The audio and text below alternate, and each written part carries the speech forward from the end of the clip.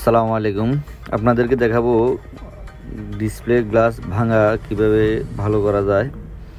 একটু দেখুন, ফাটা ডিসপ্লেটা খুলতেছি, আস্তে আস্তে খুলবেন। ডিসপ্লেটা ফ্রেম থেকে আলাদা করার পরে এরপর আমরা এটা সেপারেটর মেশিনে বসাবো। আস্তে আস্তে খুব সাবধানতা অবলম্বন করবেন ফ্রেম থেকে আলাদা করার সময়, যেন ডিসপ্লেটা নষ্ট না হয়। দেখতে থাকুন আপনারা।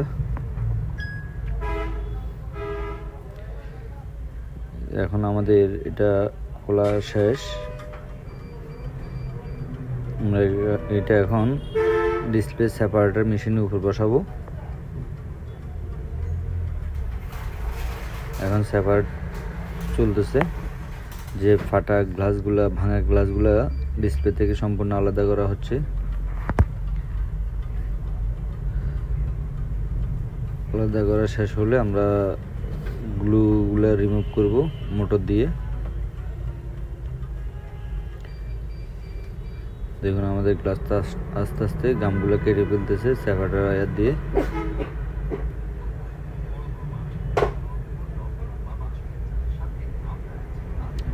আমরা এখন এটা সেপারেট করার পরে যাব ডিসপ্লে গ্লু রিমুভ করব, তারপরে ওসি গ্লাস, যেটা ভালো একটা গ্লাস নেব, গ্লাস নিয়ে এটা এই ডিসপ্লের উপরে বসাবো। ভালো করে পরিষ্কার করে নিতে হবে। এটা আবার ভালো করে পরিষ্কার করে না নিলে আপনার গ্লাসটা অ্যাকুরেটভাবে বসবে না।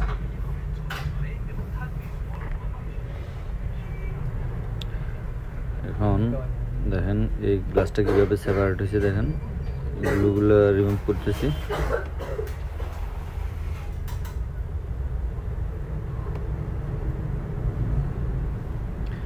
গ্লু রিমুভ করা শেষ আমাদের। এখন আমরা গ্লাস বসাবো ওসি।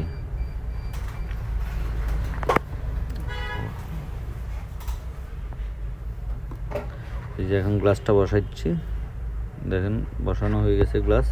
এখন মেশিনে দেবো, এটা মেশিনের ভিতরে দেব।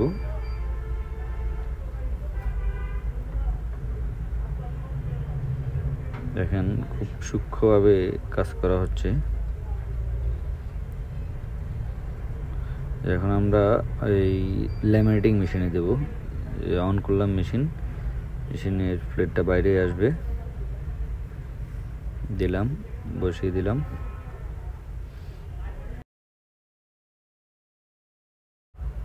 ল্যামিনেটিং হচ্ছে। ল্যামিনেটিং পর আমরা এবার দেব বাবল রিমুভে। ল্যামিনেটিং হয়ে গেছে, এখন দেব বাবল রিমুভ করার জন্য।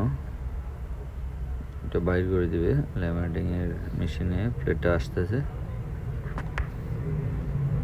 এখন। এই যে দেখেন আমরা এখন বাবল রিমুভ করব। বাবল রিমুভ মেশিনের ভিতর দিলাম, সুইচ অন করলাম, ঢাকনা বন্ধ করে।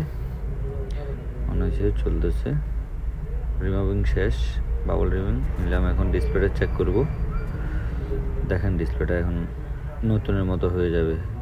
একটা মোবাইল নতুন নিলে যেরকম থাকে ওইরকমই হয়ে যাবে। এই যে ভাঙ্গা ঝরা জীর্ণ ডিসপ্লে, এভাবে আমাদের ওপো টেলিকমে আসলে আপনারা নতুনের মতো করে নিয়ে যেতে পারবেন। দেখেন কিভাবে জিনিসটা কিসের থেকে কী হয়ে গেল, আপনি বুঝতে পারবেন না আপনার মোবাইলটা যে এরকম ছিল আগে।